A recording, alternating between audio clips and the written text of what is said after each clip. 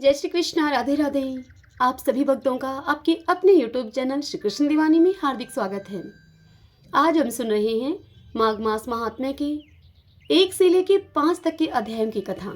माफ कीजिए, थोड़ी देरी हो गई है सुनाने में।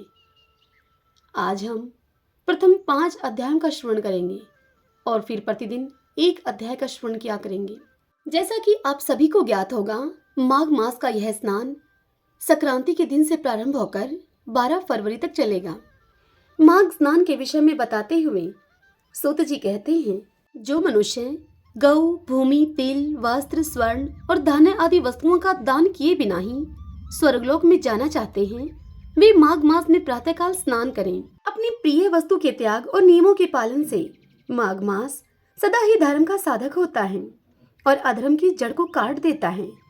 यदि काम भाव से माघ मास का स्नान किया जाए तो उससे मनोवांछित फल की सिद्धि होती है, और निष्काम भाव से स्नान किया जाए तो उस स्नान को करने पर मोक्ष की प्राप्ति होती है। माघ मास का स्नान करने से स्वर्ग में गए हुए मनुष्य पुनः वापस लौटकर पृथ्वी पर नहीं आते हैं।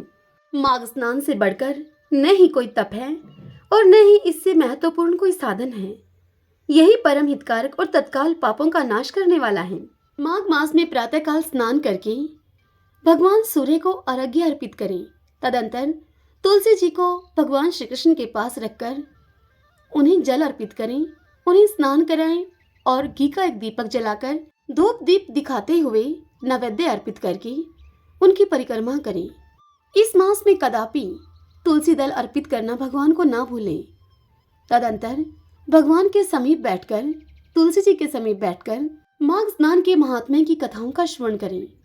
तो आइए सर्वप्रथम भगवान का स्मरण करते हुए आप सभी मेरे साथ बोलिए, श्री लक्ष्मी नारायण भगवान की जय, श्री राधा कृष्णाभ्याम नमो नमः, भगवान शंकर माता पार्वती की जय। जय जय सिया राम।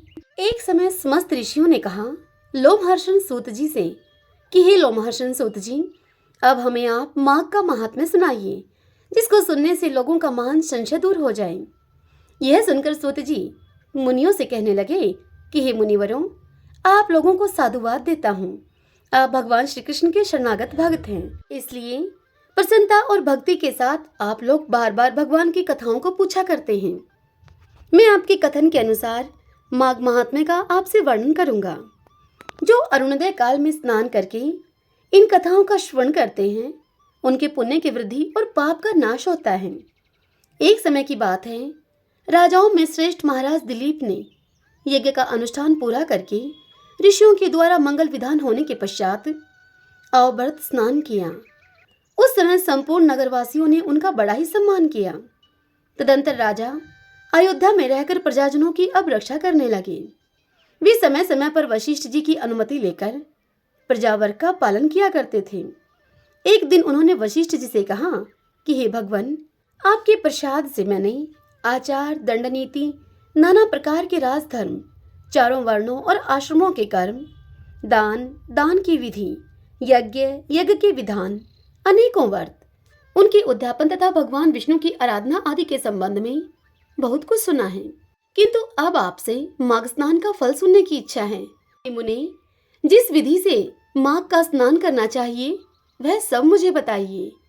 यह सुनकर वशिष्ठ जी ने कहा राजा दिलीप से कि हे राजन, मैं तुम्हें माघ स्नान का फल बतलाता हूँ। सुनो, जो लोग होम, यज्ञ तथा इष्टापूर्त कर्मों के किए बिना ही, इष्टापूर्त कर्म वे कर्म हैं जो किसी इच्छा को लेकर इच्छा के माध्यम से किए जाते हैं। इष्टापूर्त कर्मों को किए बिना ही उत्तम गति को प्राप्त करना चाहता है जो मनुष्य, वो माघ मास में प्रातःकाल बाहर के जल में स्नान करें। जो गौ, भूमि, तिल, वस्त्र, स्वर्ण और धान्य आदि वस्तुओं का दान किए बिना ही स्वर्गलोक में जाना चाहते हों, वे माघ मास में सदा ही प्रातःकाल स्नान करें।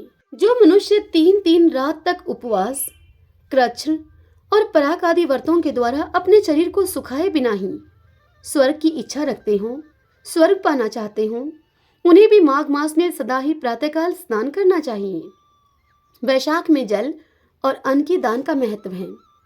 कार्तिक में तपस्या और पूजा की प्रधानता है, किंतु माघ मास में जप, होम और दान ये 3 बातें विशेष हैं। जिन लोगों ने माघ में प्रातःकाल स्नान, नाना प्रकार का दान और भगवान विष्णु का स्तोत्र पाठ किया है, वे ही दिव्य धाम में आनंद पूर्वक निवास करते हैं। प्रिय वस्तु के त्याग और नियमों के पालन से माघ मास सदा ही धर्म का साधक होता है और अधर्म की जड़ को यह काट देता है। यदि सकाम भाव से माघ का स्नान किया जाए तो उससे मनोवांछित फल की सिद्धि होती है, और निष्काम भाव से स्नान किया जाए तो ऐसा स्नान करने पर वह मनुष्य मोक्ष पाने वाला होता है, उसे मोक्ष पद की प्राप्ति होती है।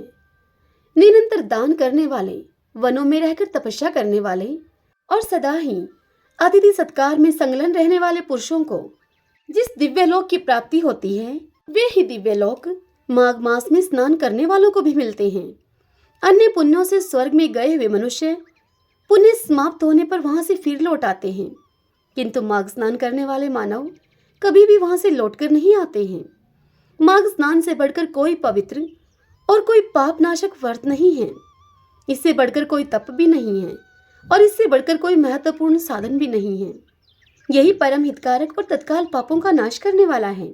महर्षि भृगु ने मणि पर्वत पर विद्याधर से कहा था कि जो मनुष्य माघ के महीने में, जब उषः काल की लालिमा बहुत अधिक हो, अपने गांव से बाहर नदी या फिर पोखरे में जाकर नित्य स्नान करता है, वह माता और पिता के कुल की 7-7 पीढ़ियों का उद्धार करके स्वयं देवताओं के समान शरीर को धारण करके स्वर्गलोक में चला जाता है।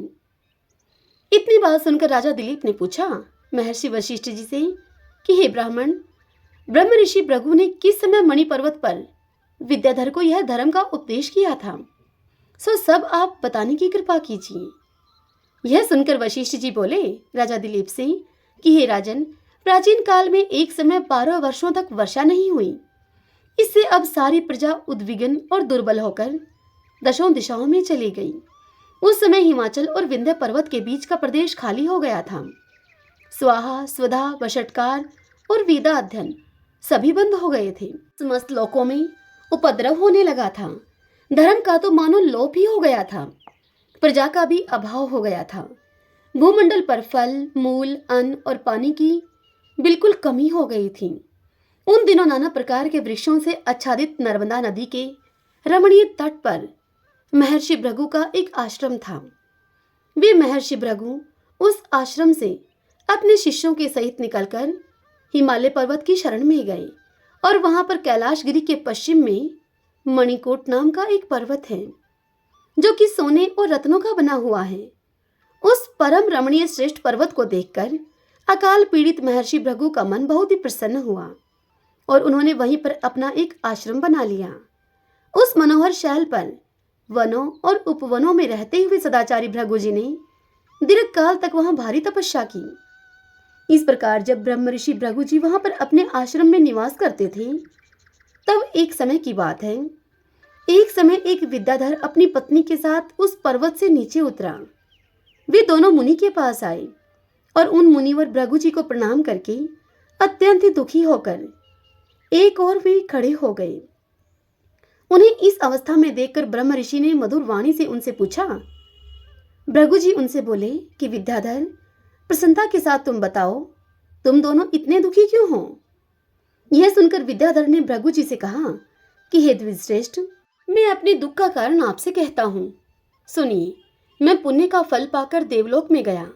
वहां देवता का शरीर, दिव्य नारी का सुख और दिव्य भोगों का अनुभव प्राप्त करके भी मेरा मुंह बाघ के जैसा हो गया। न जाने मेरे यह किस दुष्कर्म का फल मुझे मिला। यही सोच सोचकर मेरे मन को कभी शांति नहीं मिलती। हे ब्राह्मण, इतना ही नहीं, एक और भी कारण है जिससे कि मेरा मन इतना व्याकुल हो रहा है। यह मेरी कल्याणमयी पत्नी बड़ी ही मधुरभाषिणी और सुंदरी है। स्वर्गलोक में शील, उदारता, गुण समूह, रूप और यौवन की संपत्ति के द्वारा इसकी समानता करने वाली एक भी स्त्री नहीं है। कहाँ तो यह देवमुखी सुंदरी रमणी और कहाँ मेरे जैसा व्याघ्र मुख वाला पुरुष। हे ब्राह्मण, मैं इसी बात की चिंता करके मन ही मन सदा ही जलता रहता हूँ। यह सुनकर भृगु जी ने कहा विद्याधर से, हे विद्याधर श्रेष्ठ, पूर्व जन्म में तुम्हारे द्वारा जो अनुचित कर्म हुआ है, अब तुम मुझसे वह सुनो। निषिद्ध कर्म अनुचित कर्म को कहा जाता है। निषिद्ध कर्म कितना ही छोटा क्यों न हो, परिणाम में वह बड़ा ही भयंकर हो जाता है। तुमने पूर्व जन्म में माघ के महीने में एकादशी को उपवास करके द्वादशी के दिन शरीर में तेल लगा लिया था। इसी से तुम्हारा मुंह व्याघ्र के समान हो गया है। पुण्यमयी एकादशी का व्रत करके द्वादशी को तेल का सेवन करने से पूर्व काल में इलानंदन पुरवार को भी कुरूप शरीर की प्राप्ति हुई थी। वे अपने शरीर को कुरूप देखकर उसके दुख से बहुत ही दुखी हुए और गिरिराज हिमालय पर जाकर गंगा जी के किनारे उन्होंने स्नान आदि से पवित्र होकर प्रसन्नता पूर्वक कुश आसन पर बैठे। राजा ने अपनी संपूर्ण इंद्रियों को वश में करके हृदय में भगवान का ध्यान करना आरंभ किया। उन्होंने ध्यान में देखा कि भगवान का श्री विग्रह नूतन नील मेघ के समान श्याम है। उनके नेत्र कमल दल के समान विशाल हैं। वे अपने हाथों में शंख, चक्र, गदा और पद्म को धारण किए हुए हैं। उनका श्रीअंग पीतांबर से ढका है। वक्षस्थल में कौस्तुभ मणि अपना प्रकाश फैला रही है तथा वे गले में वनमाला को धारण किए हुए हैं। इस प्रकार श्री हरि का चिंतन करते हुए राजा ने प्राणवायु के मार्ग को भीतर ही रोक लिया और नासिका के अग्रभाग पर दृष्टि को जमाए हुए कुंडलिनी के मुख को ऊपर उठाकर स्वयं सुषुम्ना नाड़ी में स्थित हो गए। इस तरह 1 मास तक निराहार रहकर उन्होंने दुष्कर तपस्या की। राजा पुरुरवा के द्वारा इतने थोड़े दिनों की तपस्या से ही भगवान उन पर संतुष्ट हो गए। उन्होंने राजा के 7 जन्मों की आराधना का स्मरण करके उन्हें स्वयं प्रकट होकर प्रत्यक्ष दर्शन दिया। उस दिन माघ शुक्ल पक्ष की द्वादशी की तिथि थी। सूर्य मकर राशि पर स्थित थे। भगवान वासुदेव ने बड़ी प्रसन्नता के साथ चक्रवर्ती नरेश पुरुरवा पर शंख का जल छोड़ा और उन्हें अत्यंत ही सुंदर एवं कमनीय रूप प्रदान किया। वह रूप इतना मनोहर था कि जिससे देवलोक की नायिका उर्वशी भी उन राजा पुरुरवा पर आकृष्ट हो गई और उसने पुरुरवा को पति के रूप में प्राप्त करने की अभिलाषा की। इस प्रकार राजा पुरुरवा भगवान से वरदान पाकर कृत्य कृत्य होकर अब अपने नगर को लौट आए। हे विद्याधर, कर्म की गति ऐसी ही है, इसे जानकर भी तुम खिन्न क्यों होते हो? यदि तुम अपने मुख की क्रूरता को दूर करना चाहते हो तो मेरे कहने से शीघ्र ही मणिकूट नदी के जल में तुम माघ स्नान करो। वह प्राचीन पापों का नाश करने वाला है। तुम्हारे भाग्य से माघ बिल्कुल ही निकट है। आज से 5 दिन के बाद ही माघ का स्नान आरंभ हो जाएगा। हे विद्याधर, तुम पौष माह के शुक्ल पक्ष की एकादशी से ही नीचे वेदी पर सोया करो और 1 महीने तक निराहार रहकर तीनों समय तुम स्नान करो। भोगों को त्याग कर जितेंद्रिय भाव से तीनों काल भगवान विष्णु की तुम पूजा करते रहो। हे विद्याधर श्रेष्ठ, जिस दिन माघ शुक्ला एकादशी आएगी उस दिन तक तुम्हारे सारे पाप जलकर भस्म हो जाएंगे। फिर द्वादशी के पवित्र दिन को मैं मंत्रपूत कल्याण में जल से अभिषेक करके तुम्हारा मुख कामदेव के समान सुंदर कर दूंगा। फिर देवमुख होकर इस सुंदरी के साथ, इस पत्नी के साथ तुम सुखपूर्वक क्रीड़ा करते रहना। हे विद्याधर, माघ के स्नान से विपत्ति का नाश होता है। माघ के स्नान से पाप नष्ट हो जाते हैं। माघ सभी व्रतों से बढ़कर है तथा यह माघ का स्नान सभी प्रकार के दानों का फल प्रदान करने वाला है। पुष्कर, कुरुक्षेत्र, ब्रह्मावर्त, पृथुदक, अविमुक्त क्षेत्र काशी जी को कहा जाता है। प्रयाग तथा गंगा सागर संगम में 10 वर्षों तक शौच संतोष आदि नियमों का पालन करने से जो फल मिलता है वह माघ के महीने में 3 दिनों तक प्रातःकाल स्नान करने मात्र से मिल जाता है। जिसके मन में दीर्घ काल तक स्वर्गलोक के भोग भोगने की अभिलाषा हो, उन ऐसे मनुष्यों को सूर्य के मकर राशि पर रहते समय जहां कहीं भी जल मिल जाए प्रातःकाल स्नान करना चाहिए। आयु, आरोग्य, रूप, सौभाग्य एवं उत्तम गुणों में जिनकी रुचि हो उन्हें सूर्य के मकर राशि पर रहने तक प्रातःकाल अवश्य स्नान करना चाहिए। जो मनुष्य नरक से डरते हैं और दरिद्रता के महासागर से जिन्हें त्रास होता है उन्हें सर्वथा प्रयत्न पूर्वक माघ मास में प्रातःकाल स्नान करना चाहिए। हे देवश्रेष्ठ, दरिद्रता, पाप और दुर्भाग्य रूपी कीचड़ को धोने के लिए माघ स्नान के सिवा दूसरा कोई उपाय नहीं है। अन्य कर्मों को यदि अश्रद्धा पूर्वक किया जाए तो वे बहुत ही थोड़ा फल देते हैं, किंतु माघ स्नान यदि श्रद्धा के बिना भी विधि पूर्वक किया जाए तो वह पूरा पूरा फल देता है। गांव से बाहर नदी या पोखरी के जल में जहां कहीं भी निष्काम या सकाम भाव से माघ स्नान करने वाला पुरुष इस लोक और परलोक में दुख नहीं देखता है। जैसे चंद्रमा कृष्ण पक्ष में क्षीण होता है और शुक्ल पक्ष में बढ़ता है, ठीक उसी प्रकार माघ स्नान में स्नान करने पर पाप क्षीण होते हैं और पुण्य राशि बढ़ती है। जैसे समुद्र में नाना प्रकार के रत्न उत्पन्न होते हैं, ठीक उसी प्रकार से माघ स्नान से आयु, धन और स्त्री आदि संपत्तियां प्राप्त होती हैं। जैसे कामधेनु और चिंतामणि मनवांछित भोग को देती हैं, उसी प्रकार माघ स्नान सभी मनोरथों को पूर्ण करता है। सतयुग में तपस्या को, त्रेता में ज्ञान को, द्वापर में भगवान के पूजन को और कलयुग में दान को उत्तम माना गया है। किंतु माघ का स्नान सभी युगों में श्रेष्ठ समझा गया है। सभी के लिए, समस्त वर्णों और आश्रमों के लिए माघ का स्नान धर्म की धारावाहिक वृष्टि करता है। भृगु जी के ऐसे वचनों को सुनकर वह विद्याधर उसी आश्रम पर ठहर गया और माघ मास में भृगु जी के साथ ही उसने विधि पूर्वक पर्वतीय नदी के कुंड में अपनी पत्नी के सहित स्नान किया। महर्षि भृगु के अनुग्रह से विद्याधर ने अपना वह मनोरथ पूर्ण कर लिया। अपने उस मनोरथ को उन्होंने प्राप्त कर लिया। फिर वह देवमुख होकर मणि पर्वत पर आनंद पूर्वक रहने लगा। भृगु जी उस पर कृपा करके बहुत ही प्रसन्न हुए और पुनः विंध्य पर्वत पर अपने आश्रम में चले आए। उस विद्याधर का मणिमय पर्वत की नदी में माघ स्नान करने मात्र से कामदेव के समान उसका मुख हो गया और भृगु जी भी नियम समाप्त करके अपने शिष्यों के सहित विंध्याचल पर्वत की घाटी में उतरकर अब नर्मदा तट पर आए। वशिष्ठ जी राजा दिलीप से इस कथा को सुनाते हुए आगे कहते हैं कि हे राजन, महर्षि भृगु के द्वारा विद्याधर के लिए कहा हुआ यह माघ महात्म्य संपूर्ण भुवन का सार है और नाना प्रकार के फलों से विचित्र जान पड़ता है। जो प्रतिदिन इसका श्रवण करता है, इन महात्म्य की कथाओं को सुनता है, वह देवता की भांति समस्त सुंदर भोगों को प्राप्त कर लेता है। वशिष्ठ जी आगे कहते हैं राजा दिलीप से कि हे राजन, मैं माघ मास का प्रभाव आपसे बतलाता हूँ। सुनिए, इस महात्म्य को भक्तिपूर्वक सुनकर मनुष्य सभी पापों से मुक्त हो जाता है।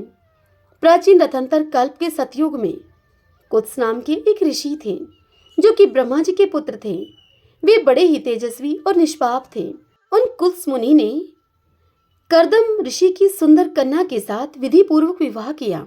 उस कुत्स मुनि और कदरम ऋषि की कन्या के मिलन से कुत्स मुनि के वत्स नाम वाला एक पुत्र हुआ जो कि वंश को बढ़ाने वाला था। वत्स की 5 वर्ष की अवस्था होने पर पिता ने, कुत्स मुनि ने उसका उपनयन संस्कार करके उन वत्स को गायत्री मंत्र का उपदेश दिया। अब वे ब्रह्मचार्य का पालन करते हुए भृगुकुल में निवास करने लगे। प्रतिदिन वह वत्स बालक प्रातःकाल और सायंकाल अग्निहोत्र, तीनों समय स्नान और भिक्षा अन्न का भोजन करते थे। इंद्रियों को काबू में रखते, काला मृग चर्म धारण करते और सदा ही स्वाध्याय में संलग्न रहा करते थे। यहाँ कुत्स मुनि के पुत्र बालक वत्स की बात हो रही है। वे वत्स पैर से लेकर शिखा तक का लंबा पलाश का डंडा, जिसमें कोई छेद न हो, हमेशा ही लिए रहा करते थे। उनके कटी भाग में मूंज की मेखला शोभा पाती थी।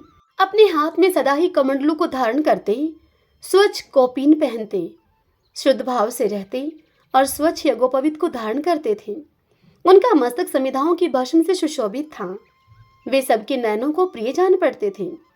प्रतिदिन अपनी माता, पिता, गुरु, आचार्य और अन्यान्य बड़े बूढ़ों, सन्यासियों तथा ब्रह्मवादियों को प्रणाम करते थे। बुद्धिमान वत्स ब्रह्म यज्ञ में तत्पर रहते और सदा ही शुभ कर्मों का अनुष्ठान किया करते थे। वे हाथ में पवित्री को धारण करके देवताओं, ऋषियों और पितरों का तर्पण करते थे। फूल, चंदन और गंध आदि को कभी भी हाथ से छूते भी नहीं थे। मौन होकर भोजन करते, मधु, पिनियाक और खारा नमक नहीं खाते थे। खड़ाऊ नहीं पहनते थे और सवारी पर भी नहीं चढ़ते थे। शीशे में अपना मुख नहीं देखते थे। दंत धावन, तांबूल और पगड़ी आदि से परहेज रखा करते थे। नीला, लाल और पीला वस्त्र, खाट, आभूषण तथा और भी जो वस्तुएं ब्रह्मचार्य आश्रम के प्रतिकूल बताई गई हैं, उन सभी का वे स्पर्श तक नहीं करते थे। सदा ही शांत भाव से सदाचार में ही तत्पर रहा करते थे। ऐसे आचारवान और विशेषतः ब्रह्मचार्य का पालन करने वाले वत्स मुनि सूर्य के मकर राशि पर रहते हुए माघ मास में भक्ति पूर्वक प्रातः स्नान किया करते थे। वे उस समय विशेष रूप से शरीर की शुद्धि करते थे। आकाश में जब इन्हें गिने तारे रह जाते थे, उस समय ब्रह्म वेला में तो वे नित्य स्नान करते थे, और फिर जब आधे सूर्य निकल आते, उस समय भी वे माघ का स्नान करते थे। वे मन ही मन अपने भाग्य की सराहना करने लगे कि अहो, इस पश्चिम वाहिनी कावेरी नदी में स्नान का अवसर मिलना प्रायः मनुष्यों के लिए बड़ा ही कठिन है। तो भी मैंने मकरार्क में यहाँ स्नान किया। वास्तव में मैं बड़ा ही भाग्यवान हूँ। समुद्र में मिली हुई जितनी भी नदियां हैं, उन सबका प्रवाह जहाँ पश्चिम या उत्तर की ओर है, उस स्थान का प्रयाग से भी अधिक महत्व बतलाया गया है। मैंने अपने पूर्व पुण्यों के प्रभाव से आज कावेरी का पश्चिमगामी प्रवाह प्राप्त किया है। वास्तव में मैं कृतार्थ हूँ, मैं कृतार्थ हूँ, कृतार्थ हूँ मैं। इस प्रकार सोचते हुए वे वत्स मुनि प्रसन्न होकर कावेरी के जल में तीनों काल स्नान करते थे। उन्होंने कावेरी के पश्चिमगामी प्रवाह में 3 साल तक माघ का स्नान किया। उसके पुण्य से उनका अंतःकरण अब शुद्ध हो गया। वे ममता और कामना से रहित हो गए। तदंतर माता, पिता और गुरु से आज्ञा लेकर वे सर्व पाप नाशक कल्याण तीर्थ में आ गए। उस सरोवर में भी 1 मास तक माघ का स्नान करके ब्रह्मचारी वत्स मुनि अब तपस्या करने लगे। हे राजन दिलीप, इस प्रकार उन्हें उत्तम तपस्या करते हुए देखकर भगवान विष्णु उन वत्स मुनि पर प्रसन्न होकर अब उनके आगे प्रत्यक्ष प्रकट हुए और भगवान उनसे बोले कि हे महाप्राग मृगशृंग, मैं तुम पर बहुत प्रसन्न हूँ। यूँ कहकर भगवान पुरुषोत्तम ने उनके ब्रह्मारंध्र मस्तक को कहा जाता है, यूँ कहकर भगवान पुरुषोत्तम ने वत्स मुनि के ब्रह्मारंध्र का स्पर्श किया, अर्थात उनके मस्तक का स्पर्श किया। तब वत्स मुनि समाधि से विरत होकर जाग उठे और उन्होंने अपने सामने ही भगवान विष्णु को वहां उपस्थित देखा। वे सहस्त्र सूर्यों के समान तेजस्वी और कौस्तुभ मणि रूप आभूषण से अत्यंत ही भासमान दिखाई देते थे। तब मुनि ने बड़े ही वेग से उठकर भगवान को प्रणाम किया और फिर बड़े ही सुंदर भाव से स्तुति की उनकी। भगवान हर्षिकेश की स्तुति और नमस्कार करके वत्स मुनि अपने मस्तक पर हाथ जोड़कर चुपचाप भगवान के सामने खड़े हो गए। उस समय उनके नेत्रों से आनंद के आंसू बह रहे थे और उनके सारे शरीर में रोमांच हो आया था। तब श्री भगवान ने उन कुत्स मुनि के पुत्र वत्स से कहा, हे मृगशृंग, तुम्हारी इस स्तुति से मुझे बड़ी प्रसन्नता हुई है। माघ मास में इस सरोवर के जल में जो तुमने स्नान और तप किए हैं, इससे मैं बड़ा ही संतुष्ट हूँ। हे मुने, तुम निरंतर कष्ट सहते सहते अब थक गए हो। दक्षिणाओं के सहित यज्ञ, दान, अन्य नियम और यमों के पालन से भी मुझे उतना संतोष नहीं होता है जितना कि माघ के स्नान से मिलता है। पहले तुम मुझसे वरदान मांगो, फिर मैं तुम्हें मनोवांछित वस्तु प्रदान करूंगा। हे मृगशृंग, तुम मेरी प्रसन्नता के लिए मैं जो तुम्हें आज्ञा दूं, तुम उस आज्ञा का पालन करो। इस समय तुम्हारे ब्रह्मचार्य से जिस प्रकार ऋषियों को संतोष हुआ है, उसी प्रकार तुम यज्ञ करके देवताओं को और संतान उत्पन्न करके अपने पितरों को संतुष्ट करो। मेरे संतोष के लिए ये दोनों कार्य तुम्हें सर्वथा करने चाहिए। अगले जन्म में तुम ब्रह्मा जी के पुत्र महाज्ञानी ऋभु नामक जीवन मुक्त ब्राह्मण होगे और निदाग को वेदांत वाक्य जन्य ज्ञान का उपदेश करके पुनः तुम मेरे परम धाम को प्राप्त होगे। पुरुषोत्तम भगवान की इस बात को सुनकर मृगशृंग बोले, मृगशृंग वत्स मुनि को कहा जा रहा है। मृगशृंग बोले भगवान से कि हे देवदेव, संपूर्ण देवताओं के द्वारा वंदित हे जगन्नाथ, आप यहाँ सदा ही निवास करें और सबको सब प्रकार के भोग प्रदान करते रहें। आप सदा सभी जीवों को सब तरह की संपत्ति प्रदान करें। हे भगवान, यदि मैं आपका कृपा पात्र हूँ तो यही एक वर जिसे कि मैं निवेदन कर चुका हूँ, आप मुझे देने की कृपा कीजिए। हे कमलनयन, चरणों में पड़े हुए भक्तों का दुख दूर करने वाले हे अच्युत, अब आप मुझ पर प्रसन्न होइए। हे शरणागत वत्सल, मैं आपकी शरण में आया हूँ। यह सुनकर भगवान पुरुषोत्तम ने कहा, विष्णु भगवान ने मृगशृंग से कहा, एवं अस्तु, मैं सदा यहाँ निवास करूँगा। जो लोग यहाँ पर मेरा पूजन करेंगे उन्हें सब प्रकार की संपत्ति हाथ लगेगी। विशेष रूप से जब सूर्य मकर राशि पर हो, उस समय इस सरोवर में स्नान करने वाले मनुष्य सभी पापों से मुक्त होकर मेरे परम पद को प्राप्त होंगे। व्युतिपात योग में अयन प्रारंभ होने के दिन संक्रांति के समय विषुव योग में पूर्णिमा और अमावस्या तिथि को चंद्र ग्रहण और सूर्य ग्रहण के अवसर पर यहाँ पर स्नान करके यथाशक्ति दान देने से और तुम्हारे मुख से निकले हुए इस स्तोत्र का मेरे सामने पाठ करने से मनुष्य मेरे लोक में प्रतिष्ठित होगा। भगवान गोविंद के यूं कहने पर उन ब्राह्मण कुमार ने, उन वत्स मुनि ने भगवान पुरुषोत्तम को प्रणाम किया और फिर भक्तों के अधीन रहने वाले उन श्री हरि से फिर से एक प्रश्न किया। मृगशृंग ने भगवान पुरुषोत्तम से कहा, हे कृपानिधि, हे देवेश्वर, मैं तो कुत्स मुनि का पुत्र वत्स हूं, फिर मुझे आपने मृगशृंग कहकर क्यों संबोधित किया है? यह सुनकर श्री भगवान ने कहा वत्स मुनि से कि हे ब्राह्मण, इस कल्याण सरोवर के तट पर जब तुम तपस्या करने में लगे थे, उस समय जो मृग प्रतिदिन यहाँ पर पानी पीने के लिए आते थे, वे निर्भय होकर तुम्हारे शरीर में अपने सींग रगड़ा करते थे। इसी से श्रेष्ठ महर्षि तुम्हें मृगशृंग कहते हैं। आज से सब लोग तुम्हें मृगशृंग ही कहेंगे। यूं कहकर भगवान पुरुषोत्तम, सभी को सब कुछ प्रदान करने वाले वे भगवान सर्वेश्वर वहां पर रहने लगे। तदंतर मृगशृंग मुनि ने भगवान का पूजन किया और फिर उनसे आज्ञा लेकर वे उस पर्वत से चले गए। संसार का उपकार करने के लिए उन्होंने गृहस्थ धर्म को स्वीकार करने का निश्चय किया और अपने अंतःकरण में निरंतर वे आदि पुरुष कमल नयन भगवान विष्णु का चिंतन करने लगे।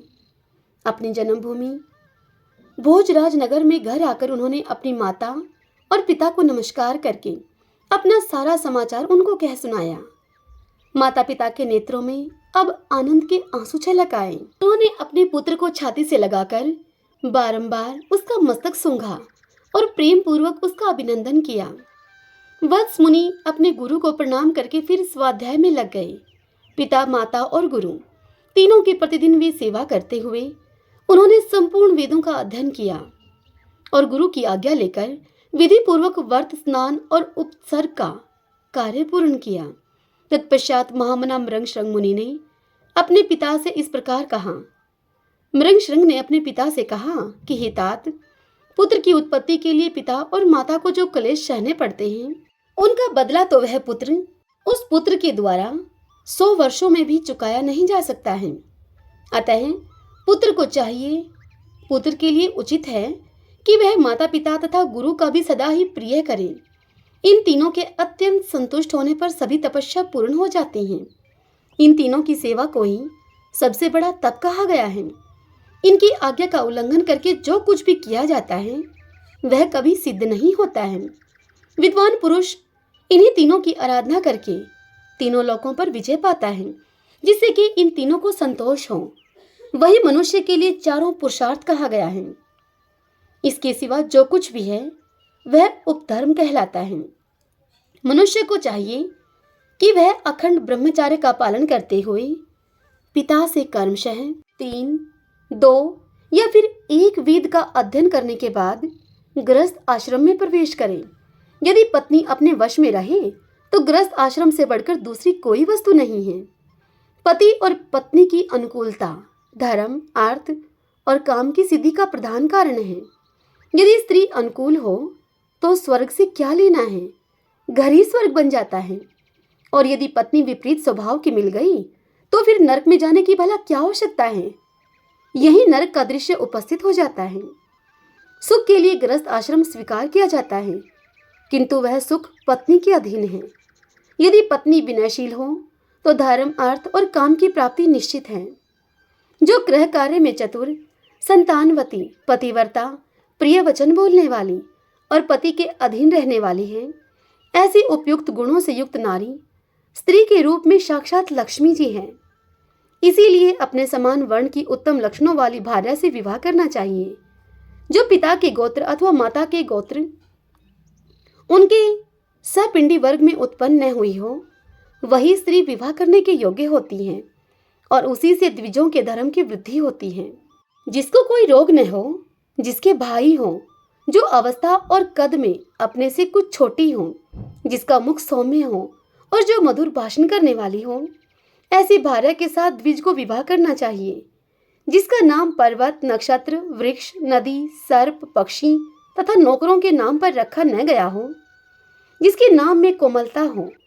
ऐसी कन्या से बुद्धिमान पुरुष को विवाह करना चाहिए। इस प्रकार उत्तम लक्षणों की परीक्षा करके ही किसी कन्या के साथ विवाह करना उचित है। उत्तम लक्षण और अच्छे आचरण वाली कन्या पति की आयु को बढ़ाती है। इसलिए हे पिताजी, ऐसी भार्या मुझे कहाँ मिलेगी?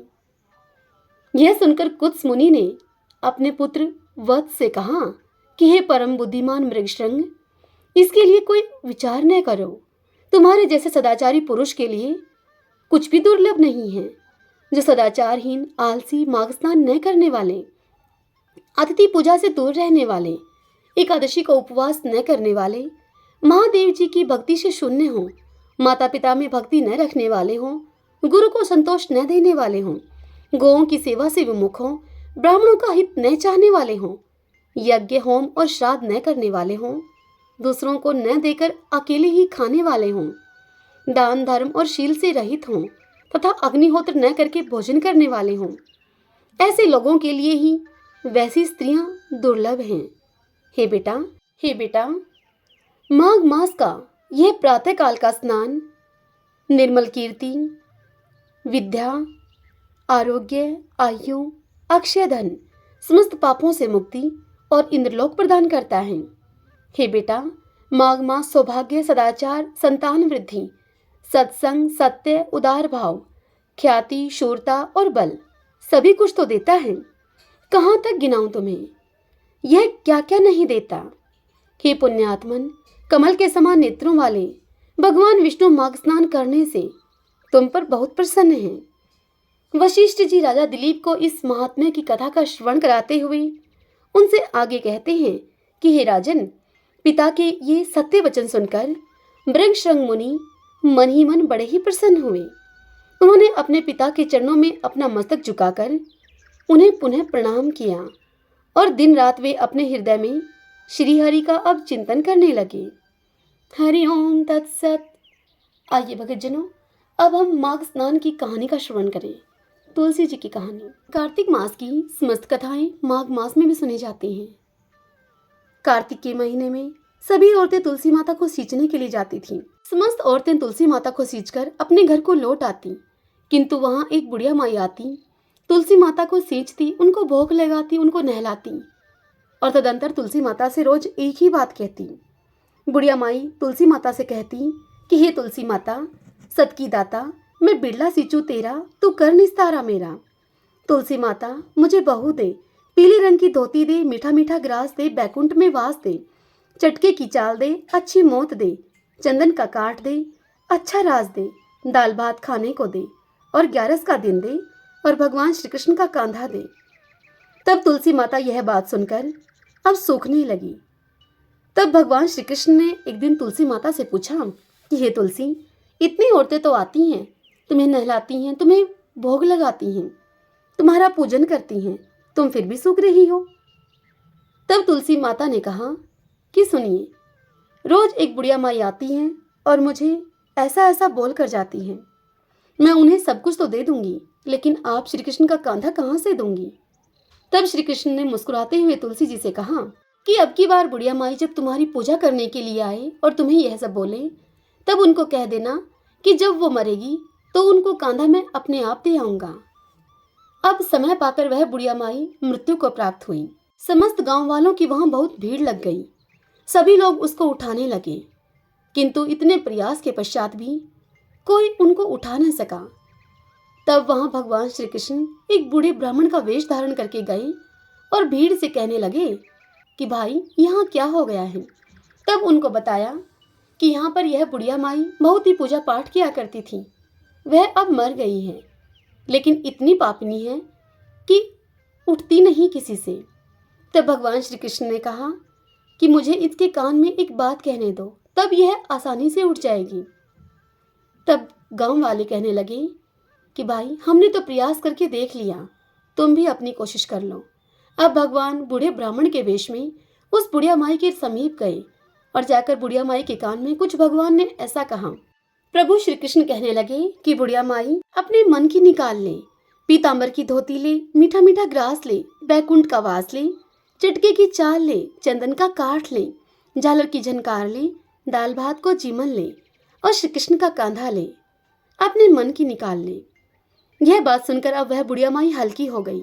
उसे भगवान श्री कृष्ण अपने कंधे पर ले गए। अंत में उस बुढ़िया माई को मुक्ति मिल गई। हे तुलसी माता, जैसे आपने उस बुढ़िया माई की मुक्ति की, ठीक वैसे ही हमारी भी करना। जैसे भगवान श्री कृष्ण ने उस बुढ़िया माई को कांधा दिया, ठीक हमें भी वैसे ही देना। इस कथा को कहते सुनते हुंकारा भरते सभी पर अपनी कृपा करना। जय हो तुलसी माता की। आइए अब हम प्रभु संकीर्तन करते हुए 5 बार बोलते हुए इस कथा के समापन की ओर चलें। श्री कृष्ण गोविंद हरे मुरारी, हे नाथ नारायण वासुदेव। श्री कृष्ण गोविंद हरे मुरारी, हे नाथ नारायण वासुदेव। श्री कृष्ण गोविंद हरे मुरारी, हे नाथ नारायण वासुदेव। श्री कृष्ण गोविंद हरे मुरारी, हे नाथ नारायण वासुदेव। श्री कृष्ण गोविंद हरे मुरारी, हे नाथ नारायण वासुदेव। श्री कृष्ण गोविंद हरे मुरारी, हे नाथ नारायण वासुदेव। श्री कृष्ण गोविंद हरे मुरारी, हे नाथ नारायण वासुदेव। आशा करती हूँ आज के इस महात्म्य की यह कथा आपको पसंद आई होगी।